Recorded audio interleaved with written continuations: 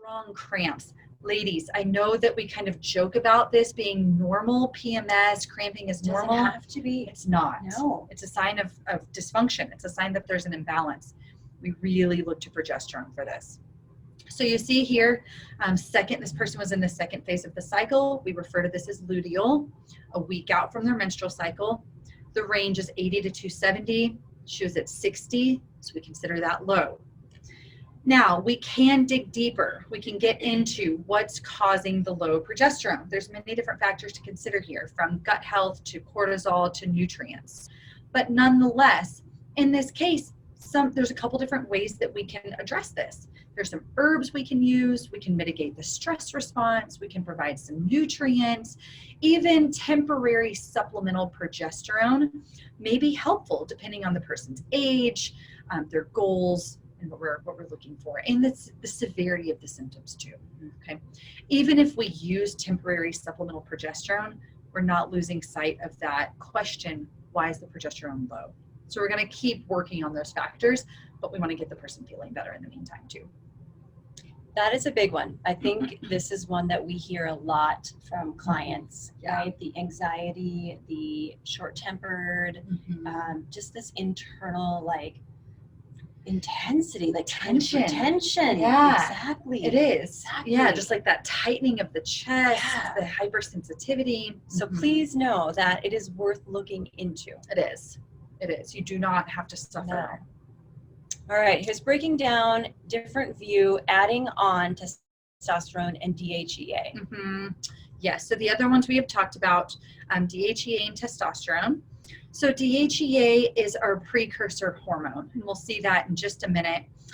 What I mean by precursor is our steroid hormones. So all of the hormones we're talking about here, we refer to, they're in a steroid composition. It's really what that means. But nonetheless, it starts with cholesterol, which is really important to know. I'm going to show you guys this. Yeah, let's look at the graph this here. Is important. So this is our steroid hormone cascade.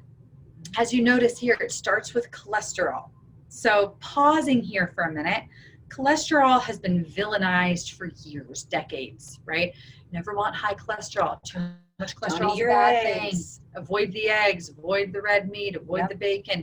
Lower cholesterol, the better. It's false. We need cholesterol.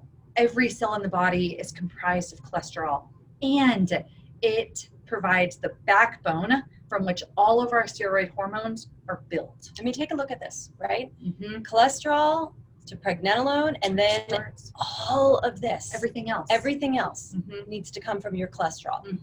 Super important hormone. Yes. So correct. Too much is not a good thing. Again, ask why. Why is there too much cholesterol? Too little is not a good thing either. So there's ranges that we use to evaluate this. We look in blood work, we cross-reference to see, do we even have enough backbone to be making the rest of our hormones from? So that's one factor I wanted to bring up. Next, you'll also see DHEA. DHEA, as I mentioned, is one of our precursor hormones.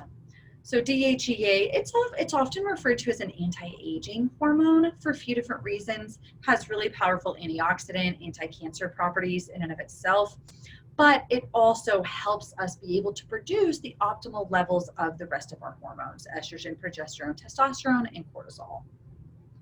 So we see in this person, DHEA is great. It's mid-range. DHEA looks normal. If DHEA is low, then we start to look at chronic stressors that have been going on for a long time and the body's becoming depleted. If DHEA is high, like in this case, we see androstenedione, very similar precursor like DHEA. If it's high, then we see there's probably an active stressor going on and the body is responding accordingly. Like an infection? Like an infection, like emotional stress, a trauma. A trauma, a great example. Yep.